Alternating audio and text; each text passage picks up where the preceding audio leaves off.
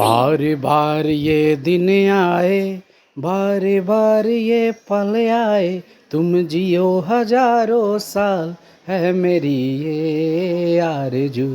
Happy birthday to you, happy birthday to you, happy birthday to बेटा। जी हाँ, तो अंजना सिंह यानी कि भोजपुरी की मशहूर एक्ट्रेस और जिनके पिता हैं यश कुमार, तो अंजना सिंह की बेटी का जन्मदिन था। और यश कुमार, जी हाँ बिल्कुल आप सही समझ रहे हैं, यश कुमार उनके पति थे, लेकिन पूर्व के पति हो चुके हैं। अंजना सिंह जितनी खूबसूरत हैं, उनकी बिटिया रानी भी उतनी ही खूबसूरत हैं। पति से तलाक होने के बाद पहली बार यश कुमार अपनी पत्नी और बच्चे से मिलने के लिए जाते हैं और बेटी का जन्मदिन बहुत तरीके से मनाते हैं। जन्मदिन में 4 चांद लगा देते हैं यश कुमार जब जाते हैं वहाँ पे, और बिटिया बहुत खुश हो जाती है। आप सोचिए, समाज के लोगों से एक प्रश्न भी है और सोचने की भी ज़रूरत है कि क्या इस तरह की नौबत आना ज़रूरी था कि पति और पत्नी अलग हो जाए और बच्चे दोनों के इंतज़ार में तड़पते रहें।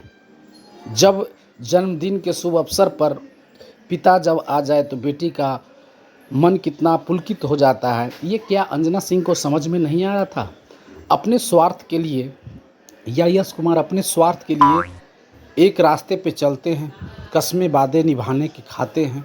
उसके बाद कस्में वादे निभाने के बावजूद आपकी बच्ची का जन्म होता है और आप दोनों अलग हो जाते हैं। जब अलग हो जाते हैं तो आप अपने काम पे चले जाते हैं, आप अपनी शादी भी कर लेते हैं नई पत्नी से, और अंजना सिंह इंतज़ार में तड़पती रहती हैं, कुछ कह नहीं पाती हैं, आपसे अलग भी हैं और बच्ची को भी पाल रही हैं। लेकिन क्या बच्ची धीरे धीरे बड़ी होगी तो उसको पिता का एहसास होता रहेगा, वो पिता की चाह उसके अंदर पनपती रहेगी। आप एक बात सोच कर देखिए अंजना जी, अगर ये बच्ची बड़ी हो जाती है, शादी विवाह हो जाता है, तो क्या यह बच्ची आपको पूछेगी? कभी नहीं पूछेगी, क्योंकि उसके मन में आपके लिए बहुत ही दुख भरा रहेगा कि मेरी माँ ने मेरे पिता से अलग होकर मुझको अकेले रहने पे विवश कर दिया। समाज के लोग में वो साथ में जा नहीं सकती है बच्ची अपने पिता के साथ। बार बार वो अपने दूसरी पत्नी को छोड़कर तो नहीं आएंगे ना। यश कुमार को भी ये समझना चाहिए था, इस तरह के कदम समाज में ना उठे। इसके लिए मैं इस वीडियो को खास करके बना रहा हूँ। खैर, उनकी बेटी की जन्मदिन थी और जन्मदिन में दोनों ने मिलकर जन्मदिन को सेलिब्रेट किया। एक बहुत ही अच्छा दिन उस बच्ची के लिए रहा, खुशी का पल रहा। तो ये होना ही चाहिए था। ईश्वर से प्रार्थना करूँगा कि वो बच्ची खुश रहे, मस्त रहे, स्वस्थ रहे। आप पिक्चर देख रहे होंगे कि जन्मदिन में कितनी बच्ची खुश है, उसका जीवन लंबा है।